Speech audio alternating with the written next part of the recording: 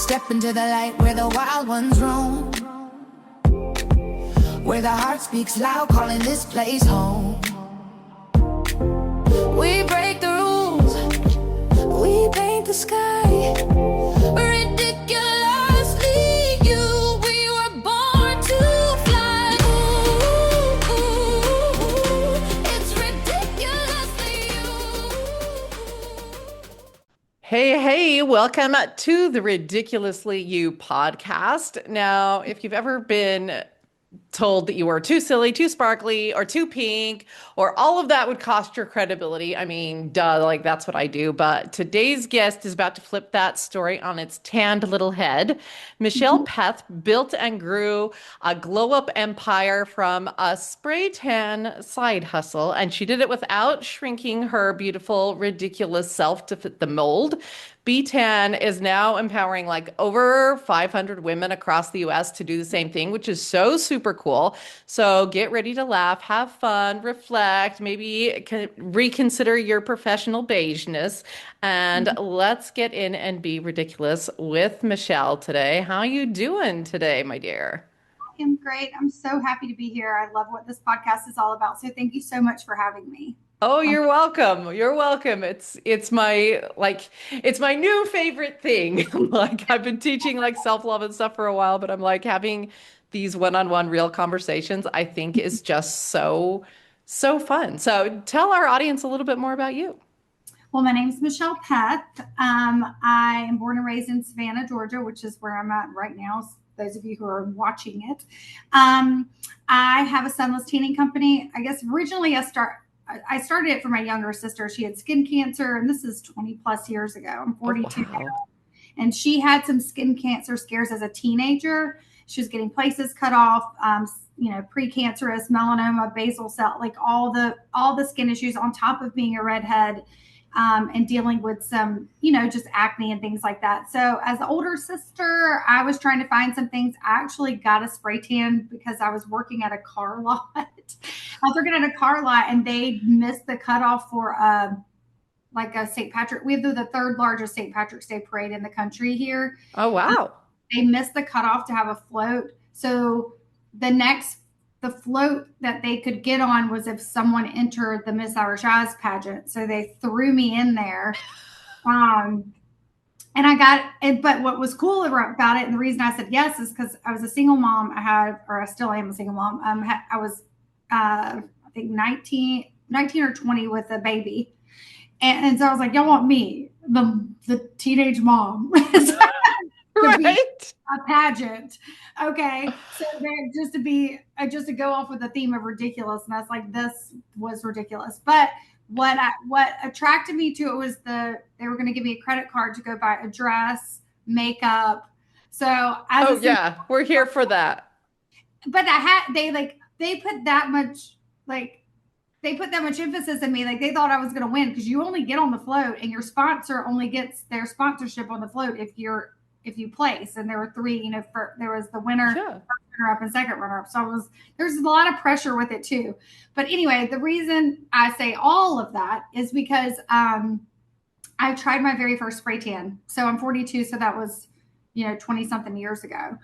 And I found a woman. There was one woman who did it. That was in a booth. And I went to her and it was like a teeny tiny airbrush and she did it all over my body. And I was like, and it looked good, but it took forever. It took like 45 minutes to an hour.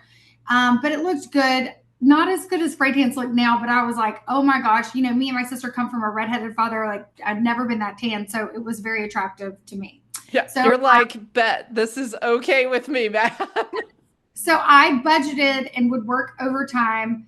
Just a few, like I would pick up hours or whatever at this car. I wasn't selling cars. I was in the business development center. So I'd pick up and I would get a spray tan like every week or two. And I would have my sister come too. So me and my sister would go get the spray tan because she was dealing with the skin cancer stuff. So Wow. we got addicted. And then I ended up getting into it myself. My first one, I actually was so scared that lady that was spray tanning me was going to be mad at me. So I went into business with her. Oh, you're like, I've solved the problem. Well, I'm a very loyal person. So Yeah. city outside of here, which I lived at the time, was about 20 minutes outside of Savannah. I did franchise with her. I was her very first franchise. I failed miserably. Like, she was in her 50s. I was like a chicken with its head cut off, 20, year old single mom. I did everything I could possibly do wrong. I argued with her. I was sassy. I was tired. I was working other jobs. But I kept doing it because, I wanted me and my sister to be tan, and it was making me money, but it was also, I was exhausted. I mean, my son was going in, he was a baby, so it was exhausting. Yeah. But I did it. And that first business burned down to the ground. I'm just getting through all of the beginning stages, because everything looks like fluff when you start explaining the cool stuff. But I want to get through like the crap first, because I just want people to understand like where it started. So that one burned down to the ground. I had to get all new equipment. I had the wrong insurance, so I had to start up again. The franchise luckily was under $20,000, which was a lot of money to me. I borrowed it from my grandpa. And then we went in, and I had to pay him back because he ain't got it like that. So I had to make those payments.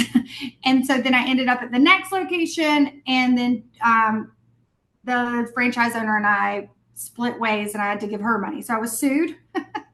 I lost it to Burdell. So I quit spray tanning for 2 years, and I didn't even spray tan my sister. I would just pay for me and my sister to go to the local tanning booth and get in there, because per contract, I could not spray tan, and I took that very seriously. Oh, wow. Yeah. So I failed in all ways possible in the beginning of my spray tan journey. And then fast forward to, I started bartending and waiting tables, and then ended up getting a machine again and started spray tanning my bar patrons, my employees, and then my customers. I had regulars. I was spray tanning in the touristy district. It's a really wedding. It's a destination for weddings here in Savannah. Tons of weddings. So everyone wants to look all tan and beautiful there for their weddings. Yeah. Right? I think I had already had all the failure experience, so I had nothing to lose. So here I am bartending. I'm serving them drinks. I'm marketing myself. Oh, wow. And it, after, I think I had the business from 2014 until around 2016 is when I started dabbling making my own solution. And that was because I had a family friend that was a chemist who I would shoot the shit with after work, grab a beer with her. She would ask me a lot of questions. She was a retired chemist. So she was bored, I think. She was older than me. And so she would ask me questions about the business. We would go back and forth. And then she helped me develop my own solution, and which I had made in a 5-gallon bucket and was pouring in the machine behind people's back, because I didn't think they would ever trust their bartender with a spray tan solution. Until this girl named Rachel, who still sprays beet tan, called me from LA. She moved to LA. She worked in film, and she's like, I can't find a spray tan as good as yours. So I said, really? Not in LA? That was like mind blowing to me. So I was like, sure, I'll teach you. I came up with a rate. I started then bottling it, because I needed her to purchase a bottle and send, be able to mail it to her to LA. Yeah. And then that's kind of where it all started. I started to see her get as happy as I was by her own little business thriving and going. And then I never advertised it. I mean, until 2020, I didn't advertise it. People would come to me, want me to teach them how to spray tan and to use my products.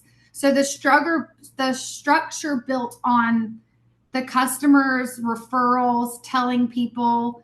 I eventually, when COVID hit and all these girls shut down for whatever reason, they thought I was the mama bear. So all of them came to me. And so then we started creating more retail products and allowing them to sell through our website. By that point, we had a website. And then the retail line grew. So now I have wholesale, retail, and spray tan partners. I call them my partners. We don't take a percentage. We're not a franchise. After being in the franchise route with this business, I didn't want to go that way. I wanted to support the women in the same type of way. We share our content, our social media. We do a very deep training. We do lives every Tuesday, because you can buy a spray tan kit off of Amazon, but when you get it there, you need to know how to run the business. You need to understand the science behind it. It also needs to be a fresh, clean product to smell and look good and be safe on the skin. So all of that goes into the business structure.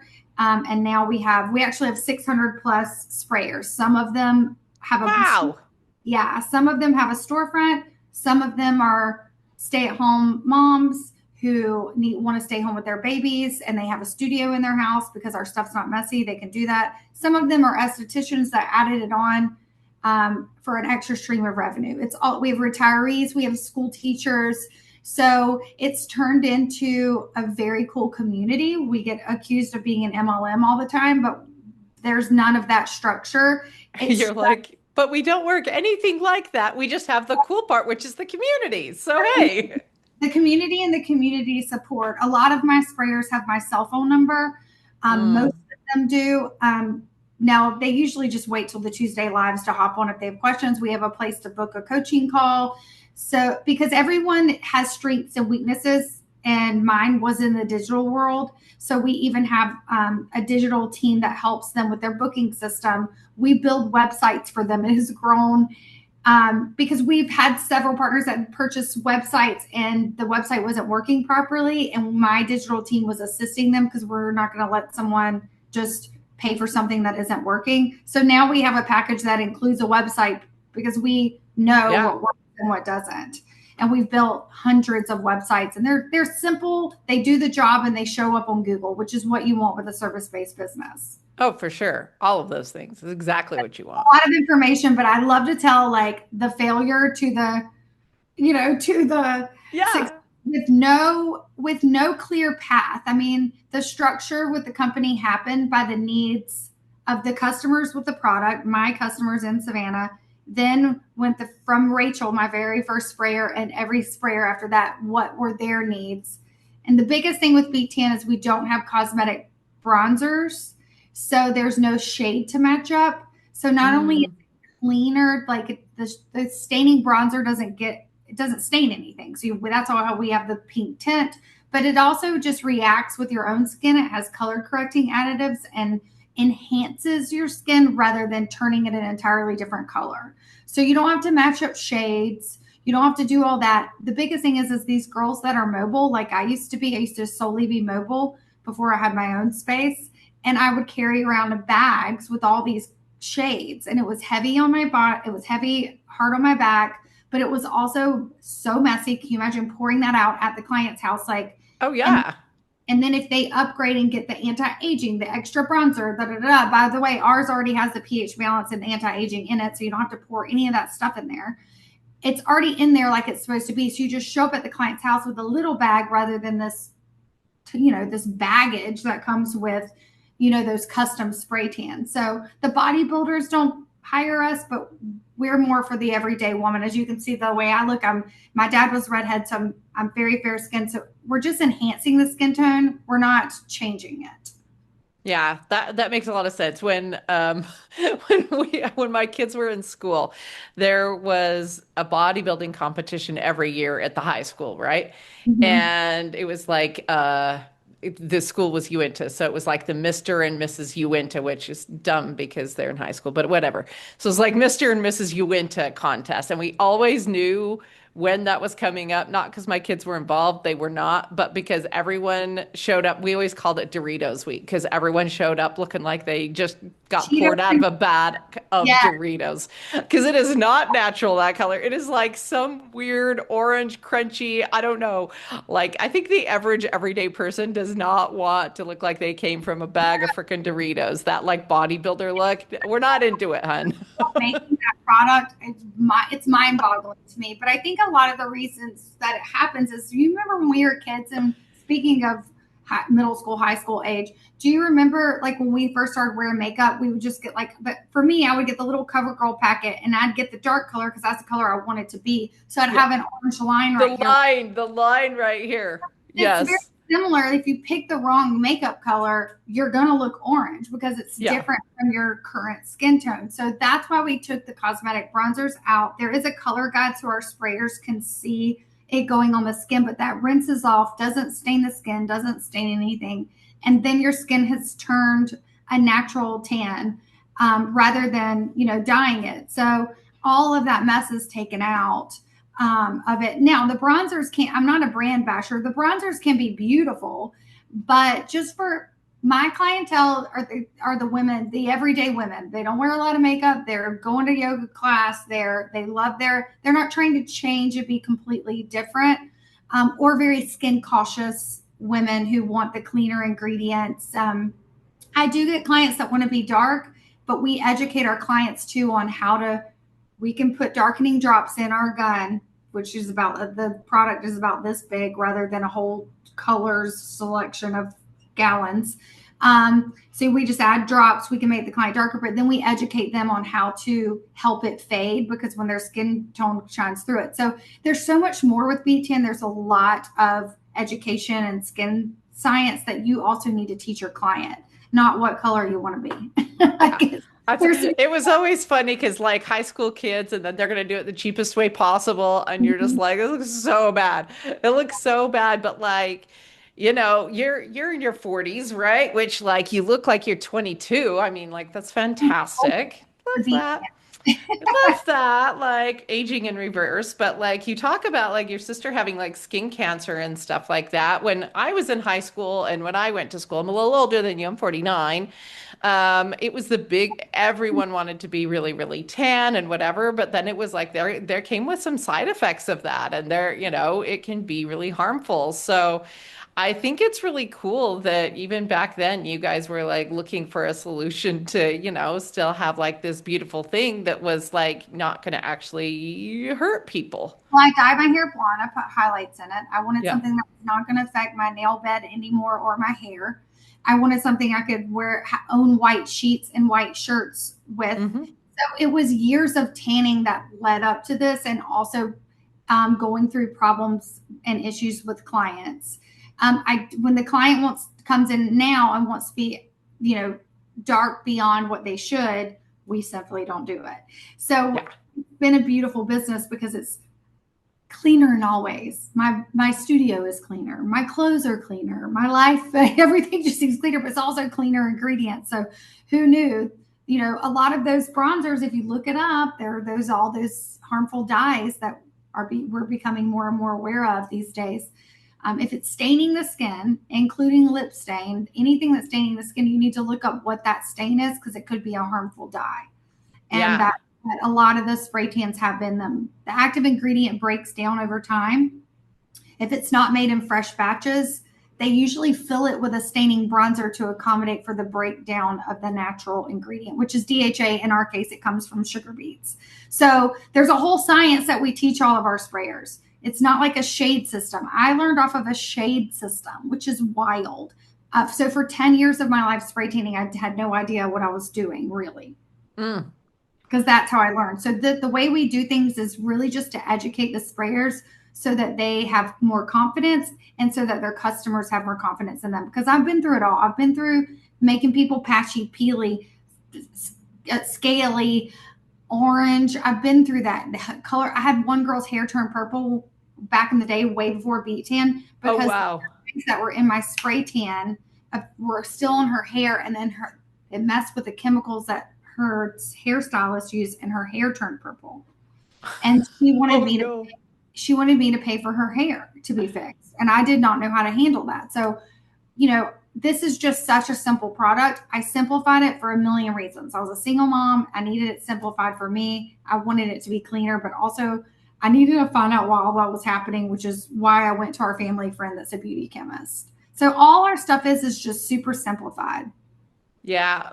I love that you talk about being like a single mom and you failed this business, what, twice before you were really successful. That I think is so, so important for people to hear because how many business owners out there completely fall on their face and just go, I guess I wasn't meant for business. I guess this is too hard, especially when you have like loans to pay back and it's, grandpa's money and then you Right. get in and do it again. Like there's a lot of investment in going into business and failing a couple of times. What do you think was the key that helped you be resilient through that and want to try again?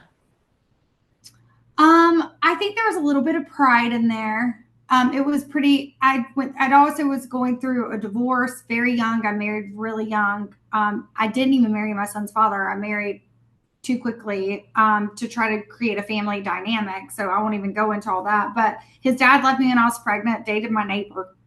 Oh my gosh. So I was just broke. I was just flawed. I just needed something to work. I just needed something to work because it seemed like most of my 20s, everything was just in the shitter. And I needed something to work because I needed to show my son that I could succeed in something that always gets me teared up.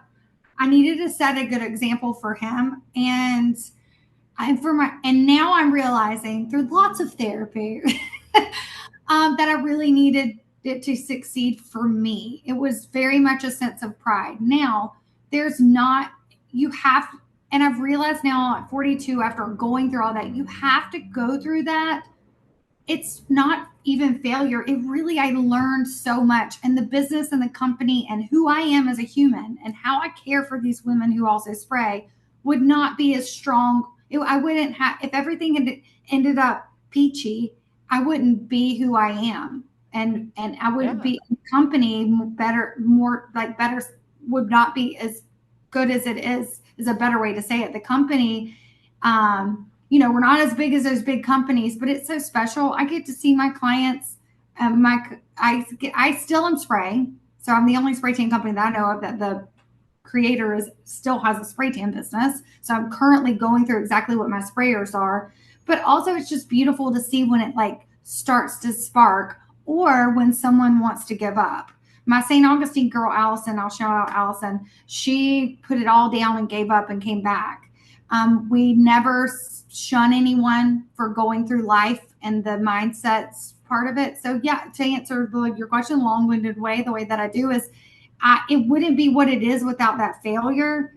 And I think my resilience came from not only being a mom, I think there was some pride in there. I had some people, we all have people in our life that are going through their own shit and projecting it on you. And I'm very competitive. So there was a part of me that was like, I failed, but I'll come back.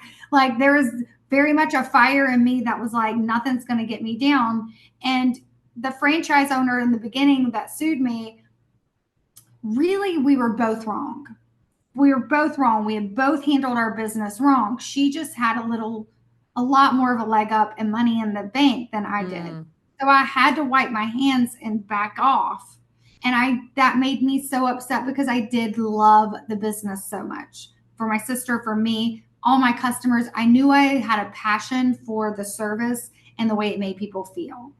So, we both were wrong, but you know what? She taught me something. I know I'm not bitter. I'm not mad. To this day, we both take turns winning best of in our city for our spray tan business. Oh, so you love that. That's so cool. You can coexist. I always win with one magazine and then we take turns with the other one. But the only reason I win in the other one is because I advertise in there all the time. So like business, I love being there for the women during business because there's always going to be a competitor that you over worry about. I'm here for the whole ride, the business, the mindset, the whole part. And I love that. I couldn't do that if I was just selling a product on a website and wasn't connected to the sprayers, Yeah. What do you think are the biggest lessons you learned from those couple of failures? It sounds like you structure things differently because you're like, I didn't want to be a franchise. I didn't want to be, because you had kind of learned what you liked and didn't like through some of those things. So what do you think are the biggest lessons you learned from that? That exactly is that it's all going to be okay. And I'm a spazoid. My true nature is to worry, to angst, but I work hard through that angst. Now I'm learning there. You go through different phases of growth, just like growing up as a child. You go through different phases of growth and learning yourself. I strongly believe in self-help and reading books and learning more about yourself. I strongly believe in meditation. I strongly believe in taking care of your body inside out, mind, body, and soul. I believe in all of that, and I wouldn't have known my resilience and what you can go through had I not been through so much. So now when shit happens, there's something happening right now with the business. We lost a big freight shipment. I don't I don't have that freak out tense moment like I used to. I have this now, sometimes I still do, but I have this like more of peace about it than I did back then. I cried a lot in my 20s. I got angry. I projected on people. Now I do something more productive with my mind when there is some anxiety and stress with the business. And I didn't do that before. I self-sabotaged. I would drink. I would be mean to my kid. I mean, nothing crazy, but I would be irritable with my son when during those times, which I've had talks with him. So like what I've learned from all of that is I learned a lot about myself and what I'm capable of, and that even if it burns down to the damp ground, it's still going to be okay. Like, Exactly. we're living, I'm breathing, everything's fine. Exactly. It's like, we made it through that. We made it through this. Look, we're going to make it through just about anything. It's going to be okay. It's good. And then now as a coach for these women who, when they're going through stuff, I can really give them a sense, because I've been through it, I can really give them a sense of ease when they go through their own stage of the business, which I can tell I'm super passionate about, because I didn't have that always. There are a lot of times I felt alone. So, which also I would have, if I hadn't been alone going through some of that. I mean, my grandpa could only help me. My dad died when I was younger, so my grandpa's older, so it was only so much he could do. First off, he never owned a business. He was a preacher. Second off, he was never had a spray tan. So there's only so much pop. So I felt alone a lot of times, very alone. And I felt unworthy. Unworthy was a big, because I messed up so bad with that partnership with that woman. I was very hard on myself. And then coming from a religious family and then going to bartending, you thought I was a stripper. Yeah. So mortified. So there's a lot of shame on myself that I had. So I now when I get a woman who's in that headspace of unworthiness or can't do it, I can coach her through that, because I've been in the deepest dark part of that myself. So that's why I'm thankful for all that bullshit. Because I wouldn't be able to like confidently help anyone through it without my own experience. And I help other women in business in my town too, not even connected. I just love that. Not connected with my company at all. I just love women.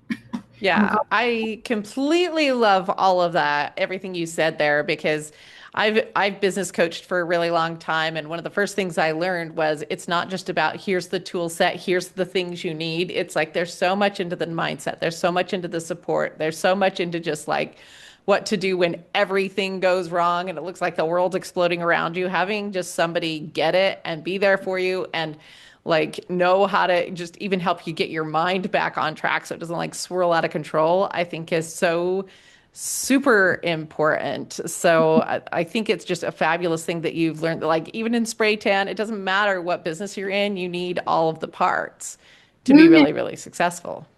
I mean, when I tell people what I do and like go into it, it's just so funny because they're like, wow, from a spray tan. Like it's just, and the people who were my customer years ago when I failed miserably, it's real. I'll tell you one fun story. So we have a beet retreat every January on the little Tybee Island. It's a little cute beach here in Savannah. We charge a very low rate. It's under $500 for a weekend for you can cut.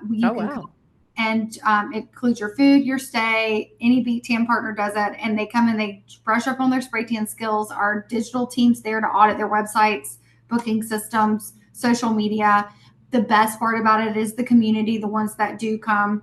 Well, this past January, it snowed in Savannah for the first time in seven years during that beet retreat.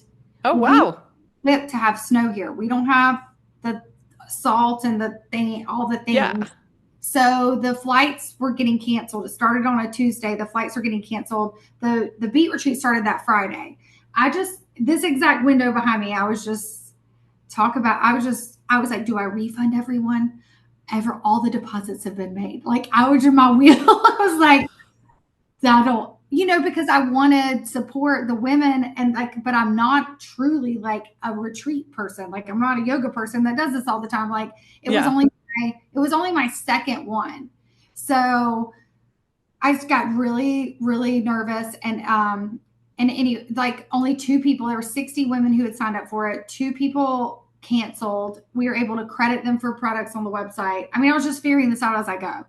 And then everybody gets here and I had to have models. The models that lived here were like, we can't come, we can't come. So I just made a Facebook post and said, free spray tans this day on Tybee. I know it's snowing. I know this is weird, but businesses were closed down and stuff because some places couldn't be open. We're still not open again because the snow was weird.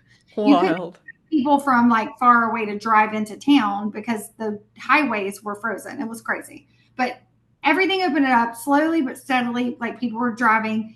And then that Saturday we did it and I just prayed somebody would come. We had like 80 people come. How about several of them were from my old spray tan business? Oh, wow.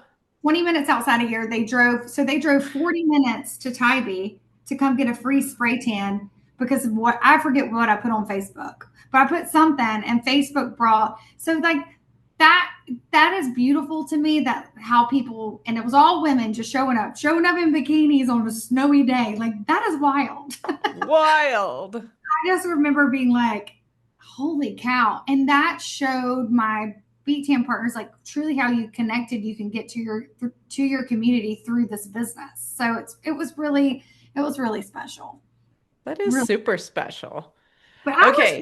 people quit messing with me with fire and snow and weather. Wouldn't that be nice if you could just, how about hear me out, universe, if we just like quit fucking with us about No more fire, no more snow, please. Thank you. please and thank you. So it's small ask, small ask. Okay, I'm gonna do lightning round. I'm gonna ask you some super quick questions and just give the first thing that comes off your mind. Okay. If you had gave your inner critic, that little inside nasty voice in your head, a name, what would it be? Gremlin.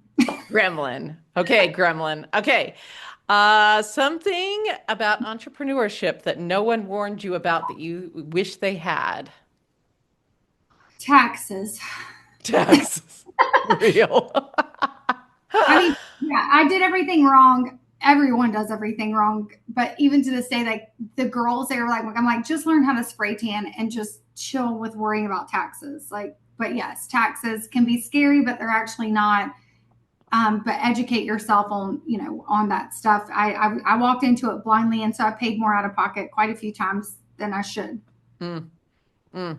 What is the most extra, like super amazing but super extra thing you've ever worn in public? Oh my gosh. Just go visit my social media. That's me. I'm like, narrow it down.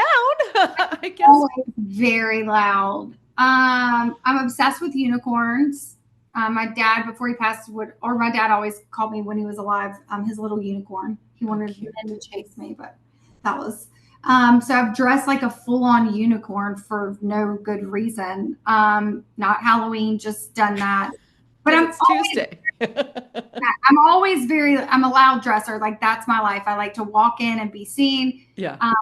But I'd say like the full blown unicorn just on a regular day, just to get people to walk up to me at a trade show, was pretty bold. That is pretty bold. Okay. And so dressing loud is how I get people to come up and interact with me. Yeah, for sure. Usually I have bright, bright pink hair. It's like muted today, but like I do all the things. I love it. Tan. Right. What do you wear that makes you feel most sexy?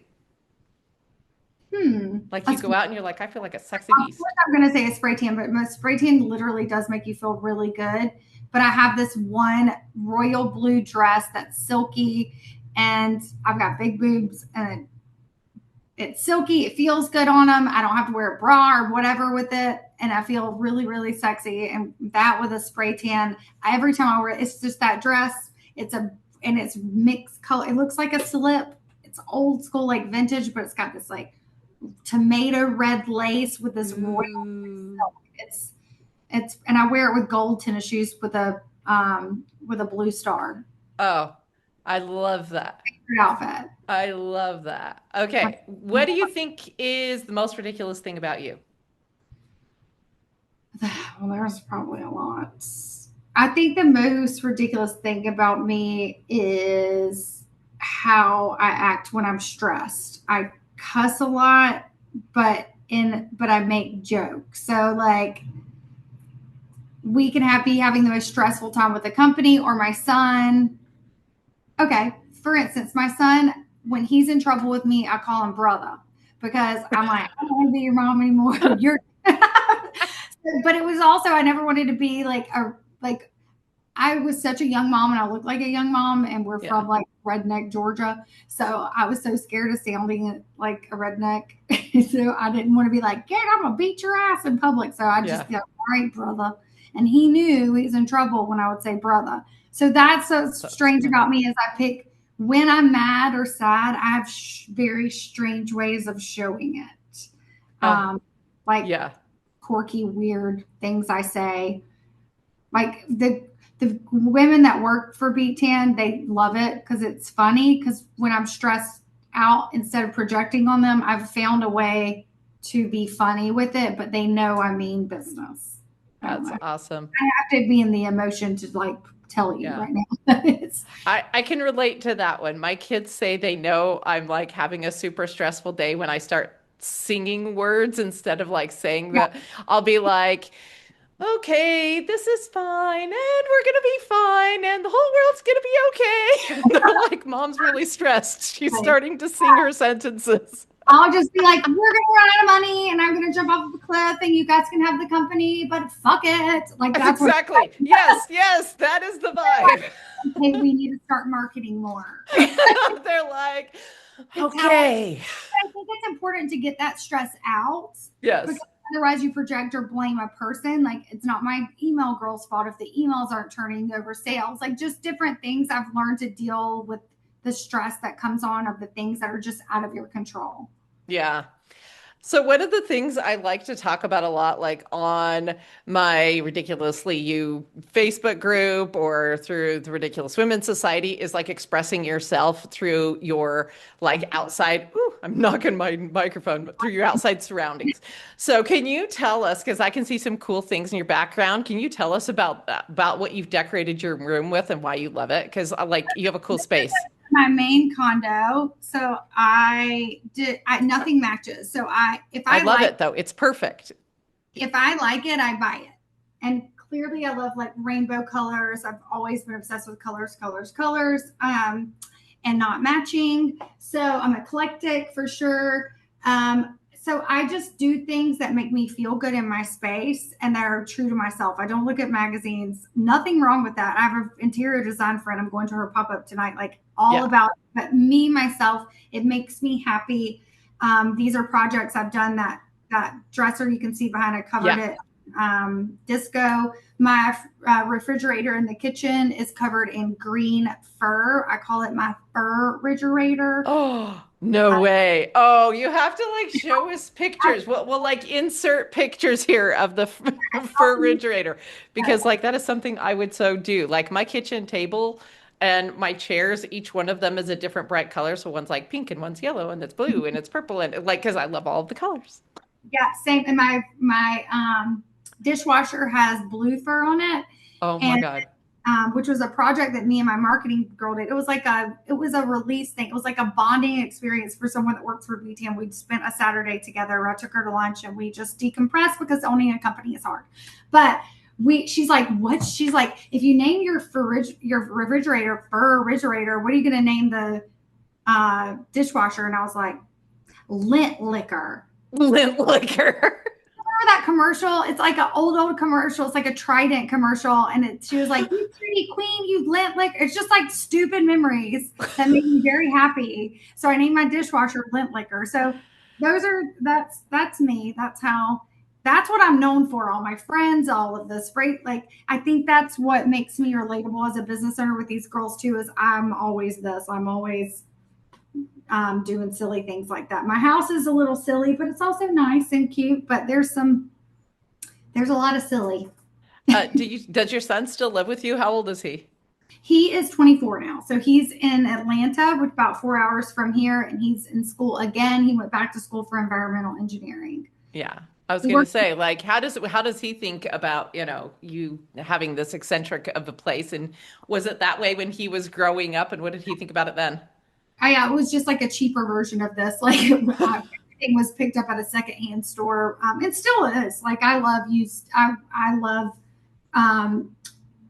previously owned things. I like to recycle things, but it was very eclectic. I would say it was more boho back then. Mm.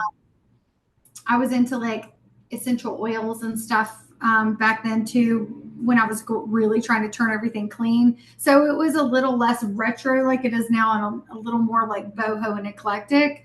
But he's like me in that way. His style is totally different, but he's like me in that way. So he's very much a mama's boy. He's very much my child. We just took a trip. I turned 42 this year. He turned 24. So we did a Europe trip together. Oh, We went yes. to Italy, and he asked me to pick out his clothes still. So he likes my style. Thank God.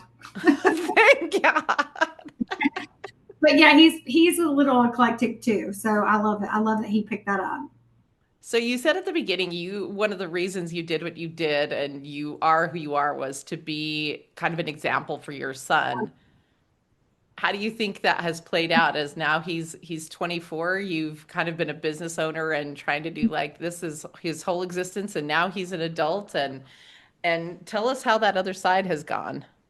It's gone great. I mean, he's got an entrepreneurship in him, so he's gone to trade show. He still works for BEETTAN. He'll go to trade shows. He'll do some stuff for me in Atlanta, like wholesale stuff. But he's in school. But his passion is he's always been a little science history nerd. Mm. And he worked on a compost farm. He helped me a lot with finding out how to find natural ingredients in ingredient farmers. So he's actually going to school for environmental engineering. Oh, So cool. my company can now afford to pay his way through college. And that is amazing to me because he's going to school for something that's going to make our soil more clean. And he's very passionate about that. And it all stems from a combo of him working on the compost farm and helping me with, developing BEETTAN and selling it. At the trade shows, I would say all the fun stuff and he'd say all the nerdy stuff. We were a good team. That's fantastic. So, if you had one piece of advice for somebody who's younger, so like here's something we have in common. I got pregnant at 17. I had my first kid really, really young. I was like that super young mom doing the thing. You were pretty young doing the thing. Like, if you could give one piece of advice to some other person out there, they're like 19, they just had a kid, they're single, they don't know what the heck they're gonna do. What piece of advice would you give them? Invest in yourself, whatever that looks like. It's going to be scary. Trust yourself. I think I didn't trust myself. I could have done far more sooner if I had trusted myself more. I think especially when you go through such a rough thing young, and so many people are now, like none of us, all of us come from broken homes and loss and abandonment, and we all could sit around and cry about our childhood all the time. We could. I have women that are friends that we just do that together sometimes because that's what women do. Um, it's all, you still are capable, you still are worthy, and you still can do it no matter what life is currently or what life you came from. It really just takes one tiny step at a time. Don't think about it all at once. Think about one little step in the right direction. Invest in yourself a little bit every day, whatever that looks like for you. And then, write, journal and write goals. I never did that. They didn't even teach anyone. They didn't teach us that one. They didn't teach us that at all. Yeah. now it's more popular, but really invest in yourself. Just invest some time into really digging deep and moving forward on things. You don't have to go to work to the job you hate. You don't have to stay in the relationship that makes you unhappy. I don't even want to be in a relationship. I did all that then. Now I'm just on the dating apps in Italy. I don't care what people say. I do not have to be in a house with a man. I thought that half my damn life. You don't have to do that. So whatever happiness looks like for you, pay attention to those moments that make your heart smile. I'm doing a lot more of that now, and I wish I would have given myself grace and and trusted myself more when I was younger. Mm. What makes you happy now? Oh my gosh, the silliest things. I love renting clothes. Oh, cool. I love that. It's fun. Because I hate laundry. I'm like, I can send this shit back dirty. I love eating really, really healthy and working out and then fucking binge eating and cheating like crazy. I don't, not like a disorder, but like I give myself cheat days where where I will just go. Oh, yeah. Because I love me some hamburgers and hot dogs. I'm a true American food person. Pizza, hot dog, hamburgers. You can't eat those every day of your life. That will weigh you down. Bad things happen, especially as you get into like your 40s and 50s. Things start to go down, but I enjoy going out to eat and getting served food and tipping well. I love that. I think because I came from the industry and I go to a shit bar and eat shit food and have a shit beer and tip the bartender well. Like that's just something to do, not on the regular, but that's something that I really enjoy doing. So, and I also really enjoy my dog. My dog I've had her for 13 years and she's been with me through a lot of this journey and I love her so much. What kind of dog do you got? She's an asshole. She's a Chihuahua Jack Russell mix.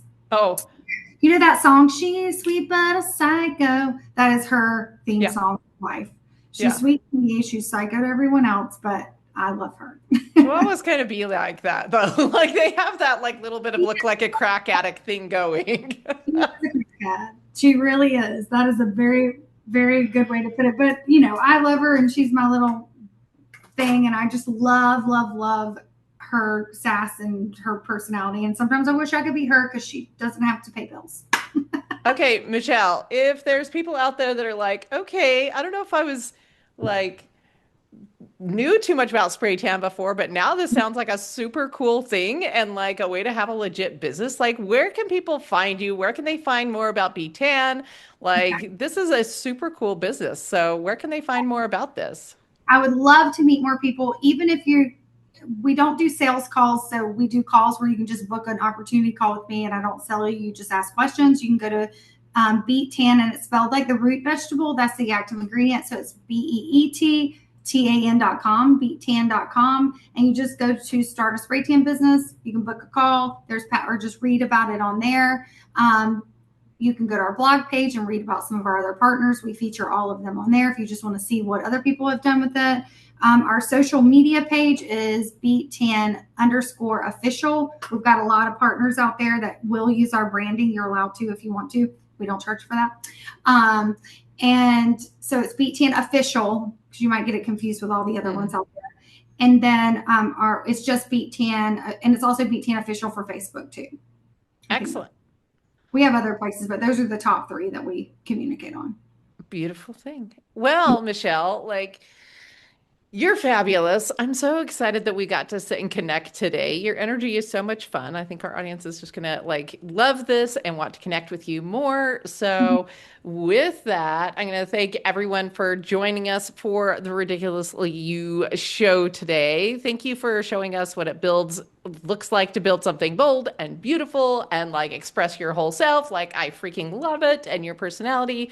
And you're kind of like that proof that you can overcome those little failures, that you can still rise again, that you can be like that person, and you can do it like with your full, bold, ridiculous self. So thank you so much. And with that, we will see you next time, everyone. Share the spark, take it higher. Hit subscribe, bring a friend. Let the wildness never end.